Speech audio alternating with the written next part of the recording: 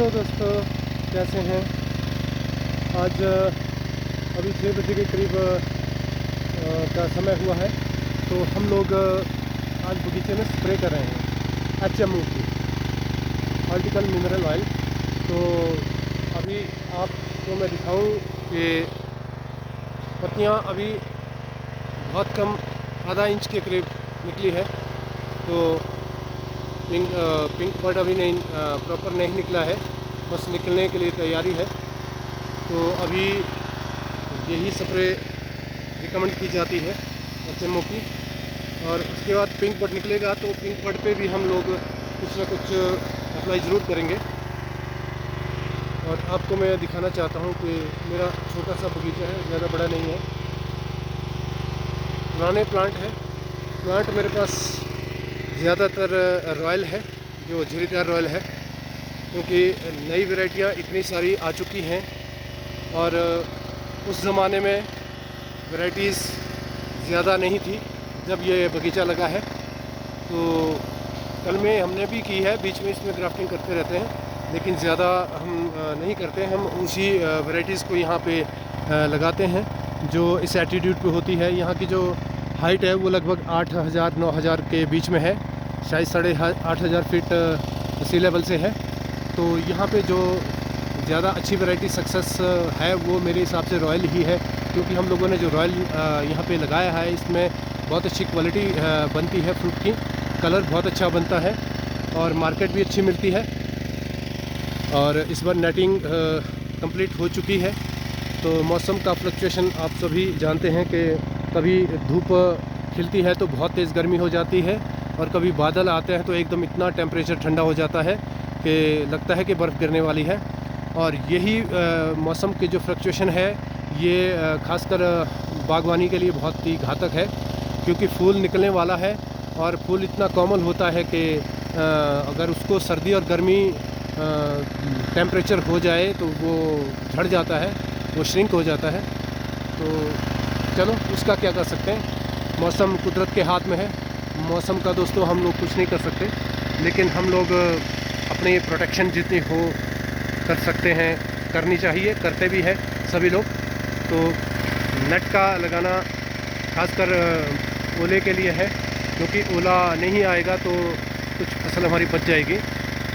जबकि proper netting करना बहुत टफ हो जाता है पुराने बगीचों में, क्योंकि पुराने बगीचों का जो लेआउट है वो उस ज़माने के हिसाब से था। आज बागवानी में इतनी सारी नई टेक्नोलॉजी आ चुकी है कि अब बड़े ही हिसाब से लेआउट किया जाता है और उस हिसाब से प्लांटेशन की जाती है। तो उसमें रहता क्या है कि कभी नेटिंग करनी है, कभी कोई ड्रिपिंग सिस्टम लगाना है, तो बहुत ही आसान हो जाता है। तो ये जो पुराने बगीचे हैं ये पुराने हिसाब से लगाए जाते थे, तो उस वक्त ऐसा ध्यान नहीं रखा जाता था। रस्सी से आइडिया से नाप के गड्ढे किए जाते थे और प्लांटेशन की जाती थी। चलो समय के हिसाब से सब ठीक है, लेकिन आज इतनी वैरायटियाँ आ चुकी है कि कई बार कन्फ्यूज़न होता है कि कौन सी वैरायटी लगाएं कौन सी ना लगाएं, क्योंकि हर साल नई से नई वैरायटीज़ जो सेब की है वो इंट्रोड्यूस हो रही हैं। तो मैं अपने अनुभव से यही कहूँगा आप सभी को कि वैरायटीज़ आप ज़रूर चाहें अच्छी से अच्छी लगाएं, लेकिन 2-3 वैरायटीज़ ही अपने बगीचों में 4 वैरायटीज़ लगाएं, क्योंकि ज़्यादा वैरायटीज़ लगाएंगे तो कन्फ्यूज़न हो जाता है। प्लांट भी एक हिसाब से खिचड़ी बन जाती है, कहीं कोई कलम है कहीं कोई कलम है।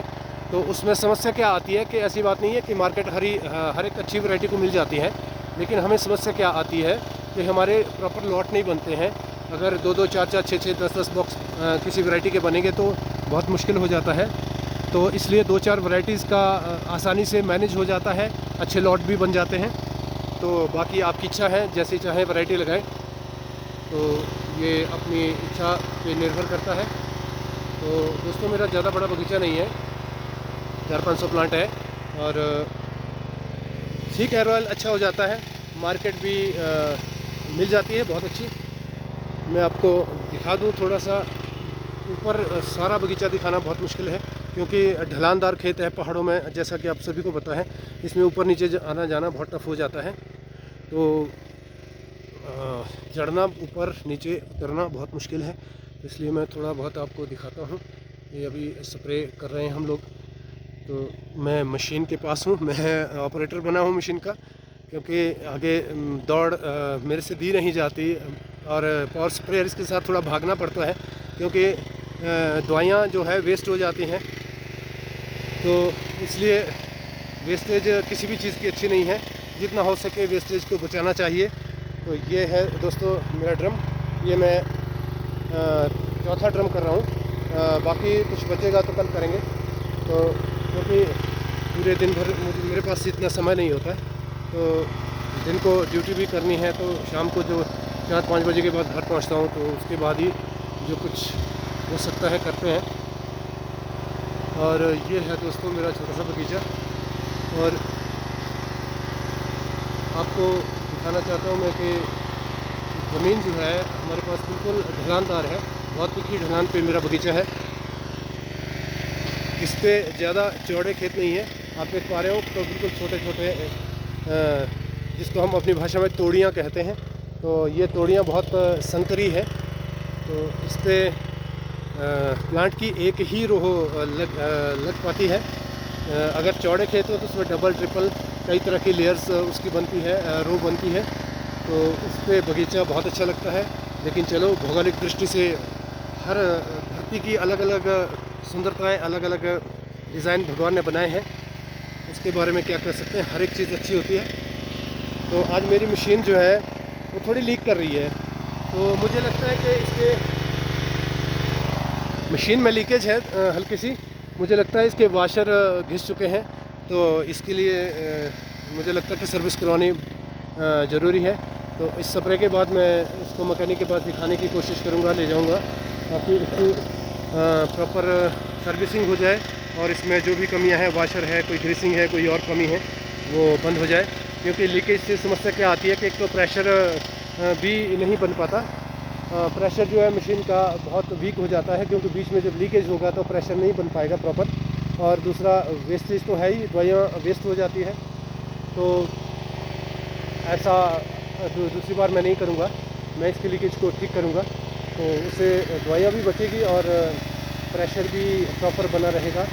क्योंकि प्रेशर बहुत अच्छा स्प्रे के लिए चाहिए, क्योंकि प्रेशर से बहुत हाइट है प्लांट्स की, पुराने प्लांट है, तो प्रेशर से ही दवाइयाँ ऊपर तक टॉप तक पहुंच पाती हैं।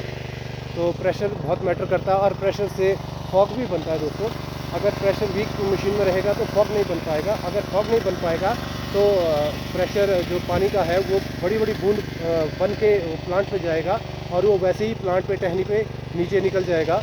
तो जितना ब्रीक प्रेशर हैवी प्रेशर होगा और फॉग बनेगा, वो दवाइयाँ जो है प्लांट पे या फूल पे जहाँ भी हम अप्लाई करते हैं वो ज़्यादा असरदार होती है और चिपक जाती है दवाइयाँ।